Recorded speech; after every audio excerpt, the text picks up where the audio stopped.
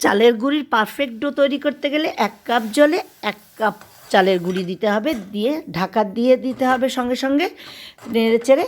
এবার 1 মিনিট ঢাকা দিয়ে খুলে তাড়াতাড়ি করে যতটা সম্ভব গরম থাকতে থাকতে এইভাবে ডোটাকে ভালো করে মেখে নিতে হবে, নিয়ে ঢাকা দিয়ে রেখে দাও। এবার পিঠে তৈরি করো। তো আমার বাড়িতে একজন এসেছিলেন, যে বললেন পারফেক্ট পুলি পিঠা তাড়াতাড়ি করে বানানোর কি সহজ উপায় আছে। তা আমি বললাম এইভাবে বানাবে, একটা রুটি বেলে নেবে, নিয়ে এইভাবে পুরটা দিয়ে হাত দিয়ে এরমভাবে ঠিক শেপটা পুলির শেপের মতো করে এরকম চেপে চেপে দেবে জায়গাটা।